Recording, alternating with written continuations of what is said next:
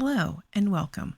Over the next several minutes, I am going to provide you with an overview of UBD, or Understanding by Design, UbD Stage 3, and then we will go in depth into what is included in Stage 3 of the UBD template. UBD is a course design strategy that begins with the end goal, being able to transfer what has been learned into new and unique situations.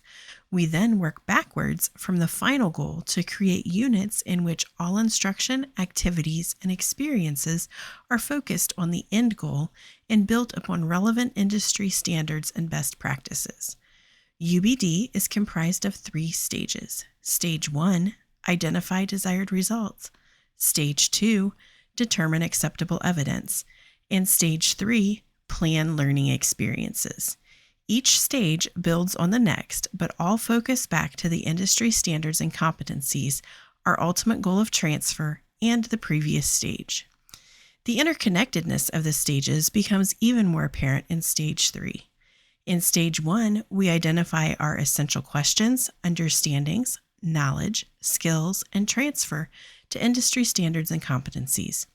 Stage 2 ties our performance tasks and other evidence of learning to the Stage 1 items of essential questions, understandings, knowledge, skills, and transfer. In Stage 2, we also determine our rubric for assessing one of the performance tasks and how we will evaluate the other evidence of learning. Stage 3 lays out our lesson plan and focuses the order of our units, making our units cohesive and creating lessons and experiences that help our students achieve the desired understandings.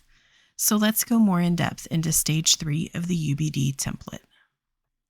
Stage 3 uses the acronym WHERETO to guide us through setting up the remainder of our unit. Each letter of WHERETO stands for an item or items that we need to consider as we are building our units. By working through this acronym, it is easier for us to make our units effective and engaging. In Stage 3, we are pulling information from Stage 1 and Stage 2. We are making this information come to life using the steps of WHERETO. Let's dig deeper into each letter of WHERETO.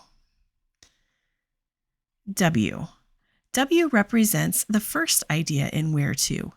W is our where and why. We want to make sure that all students know where the unit is heading, what they will be learning, and why they will be learning the lessons in the unit. In this section, we list our SMART objectives. SMART objectives are specific, measurable, attainable, results-focused, and time-focused. Our SMART objectives provide the students with the purpose and direction of the instruction that they will receive in the unit. In this section, we also list the benefits that our instruction will provide to the students. These benefits are outlined in the relevance section of the template. What are some things that can, may, or will change as a result of the students completing the unit?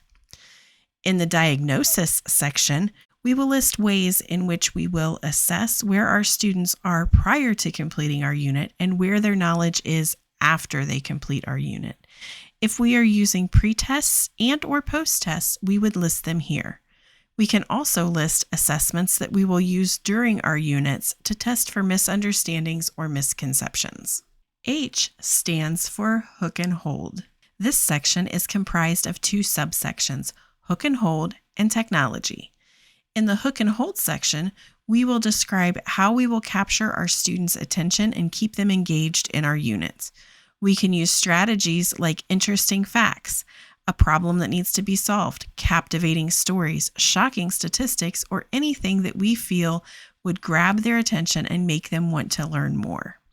In the technology section, we will list any technology that we will be using to either engage our students or to keep them interested in our units. In this section, we would list if we are going to conduct a virtual poll using technology such as Kahoot. The first E in WHERETO stands for Equip, Experience, and Explore. In this section, we will list how we will assist our students in uncovering the meaning of the unit. We need to specifically think about how and what we are going to present to our students to assist them with grasping the understandings that they need to be successful on the other evidence tasks that we are presenting them with, as well as ensuring that they have a solid enough foundation to be able to transfer their knowledge into new situations and be successful on the performance task. It may be easier to think of this section as the building blocks or little things that the students need to know and understand that will create the foundation upon which the ultimate goal of applying their learning in new and unique situations will be built. What types of experiences do we need to provide our students with to help them understand the concepts that they will be learning?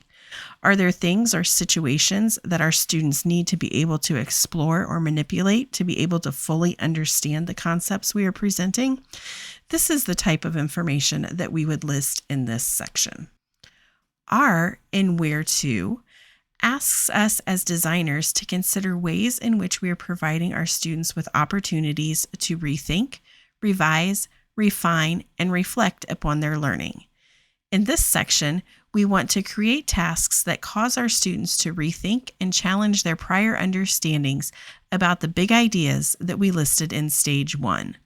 We can achieve this by creating tasks or opportunities for our students that cause them to rethink, revise, refine, and reflect upon their learning. We can get our students to rethink concepts by asking them to take a different role. If they are a teacher, we may ask them to take the role of the student and reconsider the concepts that we are teaching. What would it look like through the student's eyes? We can provide students with opportunities to revise and refine their learning by having them work with peers and provide each other with constructive critiques of their work. Opportunities to reflect can be achieved by having students journal about what they are learning, questions they have, and what they think they are doing well or struggling with.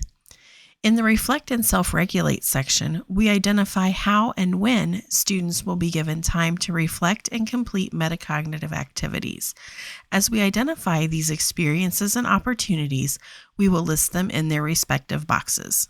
The second E in WHERETO represents Evaluate.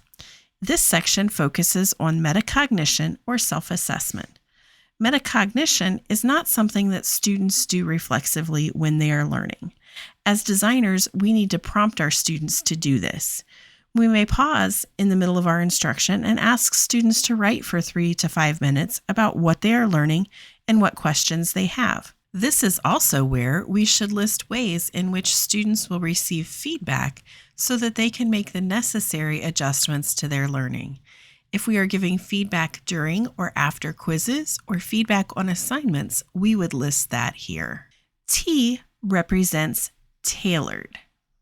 In this section, we discuss how we are going to tailor our units to allow for the use of technology and how we will personalize our units for our learners. In this section, we will specifically address how we will reach and motivate learners at different levels of readiness, preferred learning styles, and interests. Our goal is to make our units user and student friendly. In this section, we seek to personalize the learning for our students while holding to the same goals and evaluative criteria for all students. Our personalization and tailoring of our units is specific for the typical student. Students with special needs are provided with different goals and unit tailorings in their individualized education plans or IEPs. O represents organized using technology. This section is broken down into several subsections that specify the goals of the organization of our units. When we organize our units towards learner-centered strategies, we are organizing our units focusing on our learners. We are taking into consideration strategies that contribute to student learning and engagement. When we organize to be authentic, this invites us to list the ways that we will create units that are relevant and meaningful to our students' context or role. Organized for creativity, higher order skills, and mental habits of mind encourages us to list ways in which we will use technology to spur students' creativity, higher order thinking, and metacognition. When we organize to assess student learning, we are listing the ways in which we are continually assessing our students' learning throughout our unit.